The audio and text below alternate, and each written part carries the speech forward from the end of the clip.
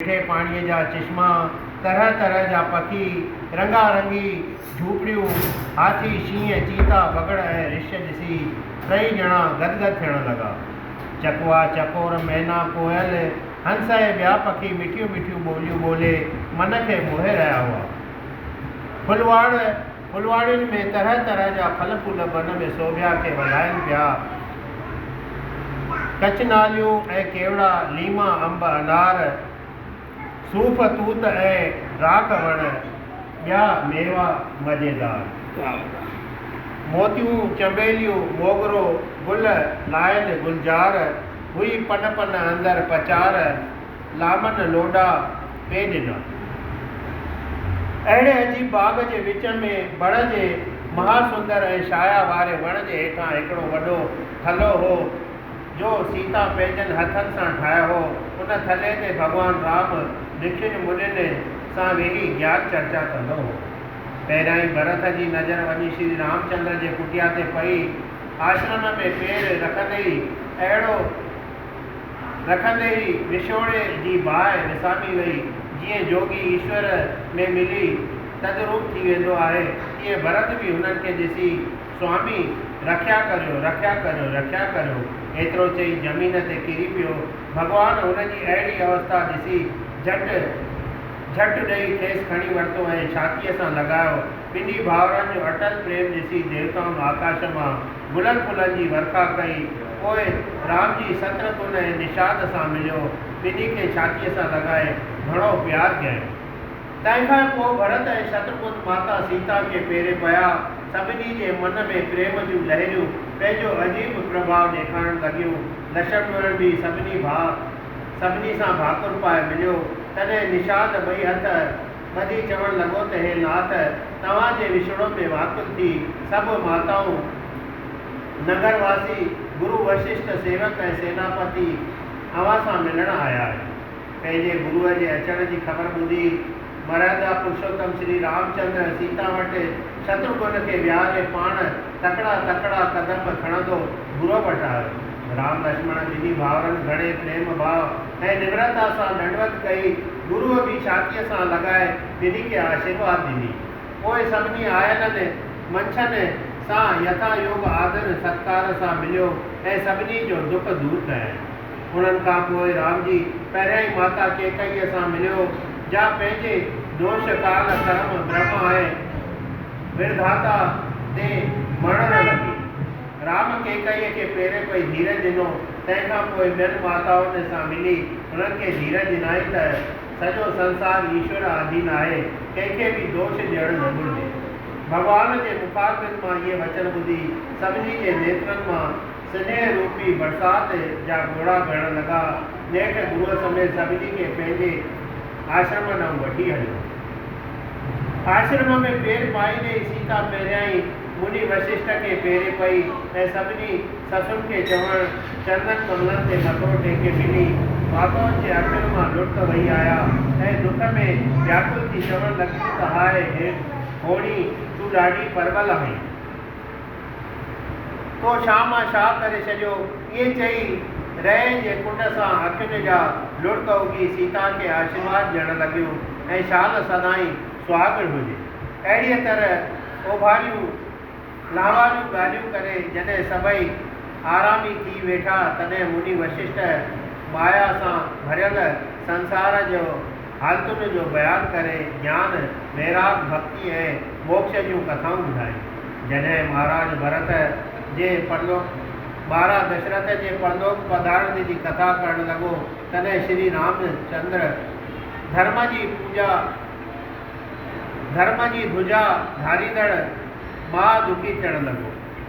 तलवार जहिड़ी घाईंदड़, दिलि दहिलाईंदड़ ख़बर ॿुधी लक्ष्मण, सीता ऐं सभई राणियूं वेही रोअण लॻियूं। पाण मारे मिटी करे छॾियाऊं, अहिड़ा त विरलाप कयूं ॼण त राजा हाणे मोह आहे। सभिनी स्नान पाणी करे उन ॾींहुं विर्त रखियो। तंहिंखां पोइ मुनि रामचंद्र खे क्रियाक्रम कराए आश्रम में वठी आयो। नगरवासी फल फूल खाई आनंद में गुज़ारण लॻा। सीता ससुन जी सेवा टहल करे उन्हनि खे प्रसन्न करण लॻी। कैकई ॿिन्ही भाउरनि ऐं सीता जो प्रेम ॾिसी दिलि में ॾाढो शर्मसार थियण लॻी ऐं चवण लॻी त धरती फाटे त जेकर उन में पेही वञा। आयल माण्हू इन्हीअ ई वीचार में गायक हुआ त श्री रामचंद्र हलंदो या न। भरत वेचारे जी त नेड़े निंड हराम थी वई। हुन जी गर्दन में महू हो त राज तिलक कहिड़ीअ तरह थी। गुरुअ जी आज्ञा मञे हू हलंदो त सही, पर मुंडी हुन जी इच्छा उबतड़ ॾिसी ज़रूरु ॿियो को वीचार कंदो। हलंदो त माता जे चवण सां बि, पर माता जो हट केतिरो क़दुरु हलंदो सो मां चई नथो सघां। मां त थियुमि सेवक जो मुंहिंजो चवण जे लेखे में ई न आहे। अहिड़े वीचार कंदे तारनि तकींदे भरत राति गुज़ारे छॾी। सुख सां सुबुह थियो तॾहिं गुरुअ वटि आयो, जिते सभु ब्राह्मण पंच मंत्री ऐं दरबारी अची कठा थिया हुआ। मुनि चवणु लॻो त हे सभासदो ऐं हे सुजान भरत, ॿुधो श्री रामचंद्र धर्म जी साक्षात मूर्त वेद मर्यादा जे पालण वारो आहे। सॼे संसार जे उधार लाइ हुन जो जनमु थियो आहे। गुरुअ माता पिता जे चरणनि जी पालना कंदड़, देवताउनि जो हितकारी ऐं कंहिं दैतनि जो नाश कंदड़ आहे। तंहिं करे हुन जे इच्छा अनुसार हलण करे असांजो भलो थींदो। तंहिं करे हाणे अहिड़ो को उपाउ ॿुधायो जंहिं करे राम अयोध्या मोटी हले। नीतिअ परमार्थ ऐं स्वार्थ वारी मुनीअ जी वाणी ॿुधी सभई सुन में पइजी विया। तॾहिं भरत हथ जोड़े चवणु लॻो त हे कृपानाथ, तव्हीं अहिड़ा सिमरत थी असांखां इहो सुवालु अजायो पुछी रहिया आहियो। मुनीअ चयो त हे बचा, मां इन्हीअ ॻाल्हि कंदे इन करे थो हक़ां त बुद्धिमान सभु कुझु विञाए भेण खां अधु विञाइण बाक़ी अध में प्रसन्न रहनि था। इन करे ही पहाको मशहूरु आहे, जो सभु कुझु जाता देखई तो आधा दीजिए बांट। सो तव्हां ॿई भाउर मन में रहो त पोइ सीता राम लक्ष्मण अयोध्या मोटी हलण में उमेद त को बि गुज़र न कंदा। मुनीअ जी इहा सलाह सभिनी खे पसंदि आई ऐं भरत चवणु लॻो त हे मुनी जी, जेकी तव्हीं चओ था उन मूजिबि करण लाइ असां हर तरह तयारु आहियूं ऐं वन में रहण करे पंहिंजी जीवत सफली था सम्झूं। मुनीअ जी आज्ञा मञे भरत समेत सभई श्री रामचंद्र वटि आया। तॾहिं मुनी ॻाल्हि खे चोरे चवणु लॻो त हे राम जी, तूं हर तरह धर्मात्मा, नीतिअ, धर्म, गुणनि ऐं ज्ञान जी खाण आहीं। सभु कुझु तोखे मालूम आहे। तूं ख़ुदि ॼाणी ॼाणणहार आहीं। हाणे अहिड़ो को उपाउ करे जंहिंमें नगरवासी माताउनि ऐं भरत जो भलो थिए।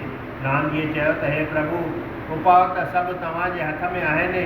सो जीअं आज्ञा कंदा तीअं मां तन मन सां मञण जी कोशिशि कंदुमि। मुनीअ चयो त हे राम जी, हिन वक़्तु मुंहिंजी ॿुधी भरत जे भक्तीअ जे वस थी वई आहे। तंहिं करे मुंहिंजी मर्ज़ी आहे त भरत जे सलाह मूजिबि जेको कमु कबो तंहिं में अवश्य भलो थींदो। तंहिंखां पोइ सतपुरुषनि जे मथे राजनीति ऐं वेदनि शास्त्रनि प्रमाणे जेकी जोगो सम्झो तीअं कर। गुरुअ जे मुखारबिंद मां भरत जे प्रेम जी प्रसन्नता ॿुधी रामचंद्र ॾाढो प्रसन्न थियो ऐं भरत खे चवणु लॻो त भज ॾिनाई। तॾहिं भरत चवणु लॻो त हे मुनि जी, तव्हीं मुंहिंजा गुरु ऐं राम स्वामी आहे। हिन पवित्र आस्थान में सतपुरुषनि जे समागम थियो आहे। तंहिं करे मां दिलि जे सचे भाव सां चवां थो त राजा जो मौत प्रेम निभाइण लाइ थियो आहे ऐं माता जे कुबुद्धीअ जी ख़बर सॼे संसार खे आहे। माताउनि जी व्याकुलता मूंखां सखी नथी वञे। नगर जा नर नारियूं बि ॾाढा दुखी आहिनि। इन्हनि सभिनी पापनि जी जड़ फ़क़ति मां ई आहियां। रामचंद्र सीता ऐं लक्ष्मण जे वनवास वञण जी ख़बर ॿुधी जेको मुंहिंजे दिलि खे सदमो पहुतो आहे, उनजो साखी शंकर भॻवानु आहे। हिन हालत में रामचंद्र सीता ऐं लक्ष्मण खे ॾिसी हाय मुंहिंजा प्राण बि नथा निकिरनि। भरत जे वातां दिलि खे टुकर टुकर कंदड़ नीतिअ वारा वचन ॿुधी घणेई पुराणा इतिहास ॿुधाए मुनी हुन जे दिलि खे धीरज ॾिनो तंहिंखां पोइ सूरज वंश रूपी कमल खे टिड़ाइण वारो रामचंद्र चवणु लॻो त हे भ्राता, कर्म जी गति ईश्वर अधीन ॼाणी तोखे को बि शोक करणु न खपे। बैर ऐं प्रेम कॾहिं बि लिकी नथा सघनि। मूंखां तुंहिंजो सुभाउ जो ॻुझो आहे छा? तंहिं करे पवित्र नाले सिमरण सां जन्म जन्म जा पाप परपंच ईअं नाश थी वेंदा आहिनि जीअं हिक तीली ॼण सां कागज़नि जी कतार जली भस्म थी वेंदी आहे। मां हिन वक़्तु ॿिनि ॿेड़ियुनि जे विच में लुॾी रहियो आहियां। तंहिं करे शिवजीअ खे साखी ॼाणी मां सच थो चवां त जीअं तूं चवंदे तीअं मां कंदुसि। जेकॾहिं तुंहिंजी इहा मर्ज़ी आहे त मां बन न वञा, ॿुधाए त पोइ पृथ्वीअ जो भार कीअं लहंदो। ॾिस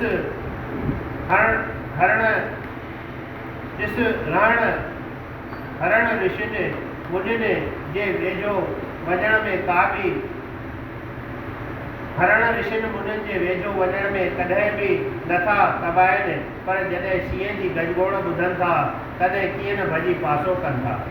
जॾहिं पखी ऐं पशु बि पंहिंजो भलो बुरो वीचार करे सघनि था, तॾहिं त तूं गुण ऐं ज्ञान जो सागर आहीं।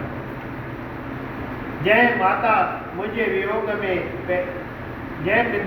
वियोग में पंहिंजा प्राण त्यागे छॾिया आहिनि, उनजो वचन मां कीअं भंग कयां? पर तंहिं हूंदे बि गुरूअ जी आज्ञा मञे मां तोखे चवां थो त तोखे जेकी बि चवणो आहे सो तूं चई ॾे, शौक़ न कर। सभिनी जे सागर रघुनाथ जे वातां उत्साह जा वचन ॿुधी ॿिया त सभई गदगद थियण लॻा, पर इंद्र देवता खे अची ख़ौफ़ लॻो त मतां देवताउनि जो कार्य बिगड़ी न वञे। सो वीचार करण लॻा त हाणे छा कजे?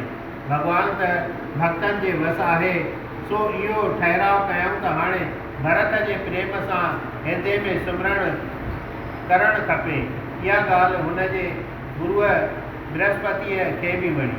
जॾहिं भरत ॾिठो त हाणे समूरो भार अची मुंहिंजे मथां पियो आहे, तॾहिं ही पको यकीन कयाई त श्री रामचंद्र जे आज्ञा पालण में बि भलो थींदो। छो त हुन पंहिंजे वचन भञी बि मुंहिंजी ॻाल्हि खे अॻे कयो आहे। इहो वीचार करे ॿई हथ ॿधी चवणु लॻो त हे स्वामी, तव्हांजो सुभाउ कल्प वृक्ष समान आहे, तव्हीं घटि घटि ॼाणंदड़ कृपालू आहियो। हाणे हे कृपा निदान तव्हांखे जीअं मन में चङो लॻे तीअं करियो। मां भायां थो त तव्हांजे अयोध्या मोटी हलण में सभिनी जो भलो आहे। इन खां सवाइ ॿी बि हिकिड़ी प्रार्थना आहे, जीअं तव्हांजे सम्झ में अचे तीअं करियो। ॾिसो ही राज तिलक जो सभु सामान साण आंदो अथमि, उमेद त उनखे सफल करण जी कोशिशि कंदा। असां ॿिन्ही भाउरनि खे हिते रहण ॾियो ऐं तव्हीं सीता समेत अयोध्या मोटी हलो, या जेका ॻाल्हि तव्हांखे पसंदि अचे तीअं करियो। हे कृपा जा सागर, मां तव्हांजो कसम खणी चवां थो त तव्हांजी आज्ञा सभु को पंहिंजे सिर ते धारण कंदो। भरत जा चित चोराईंदड़ वचन ॿुधी श्री रामचंद्र वीचार करणु लॻो त हाणे छा कजे। अञा इन्हनि ख़्यालनि में हो त एतिरे में राजा जनक जा कासिद बि अची उते पहुता। मुनीष वशिष्ठ हुननि खे घणे आदर सत्कार सां विहारे अचण जो सबबु पुछियो, जंहिं ते हुननि जवाबु ॾिनो त हे मुनि जी, स्त्रीअ कैकईअ जे मकर करण करे रामचंद्र खे वनवास ऐं भरत खे राजगद्दी मिलण जो समाचार ॿुधी राजा जनक खे घणो अरमान थियो आहे, जंहिं करे घणो लश्कर साण वठी हिते अची पहुता आहियो। इजो परियां हू तपू खोड़ियो पियो आहे। महाराज असांखे फ़क़ति शुद्ध समाव लहण लाइ मोकिलियो आहे। मुनि वशिष्ठ हिकदमि पंहिंजा माण्हू कासिदनि सां गॾु मोकिले राजा जनक खे पाण वटि घुरायो। श्री रामचंद्र सभा समेत उथी बीठो ऐं थोरो अॻभरो वञी घणे प्रेम सां राजा सां मिलियो। घणेई ॾींहं सुख सां चित्रकूट में प्रभात जो गुज़ारियऊं। हिकिड़े ॾींहुं श्री रामचंद्र गुरूअ खे विनती करे चयो त हे महाराज, भरत अयोध्या वासी ऐं सभु माताऊं मन में घणो वक़्तु रही ॾाढो व्याकुल थिया आहिनि। राजा जनक बि असांजे कलेश सही रहियो आहे। तंहिं करे हे प्रभु, जीअं तव्हांखे नज़र में अचे तीअं करियो। बोल सियावर रामचंद्र की जय।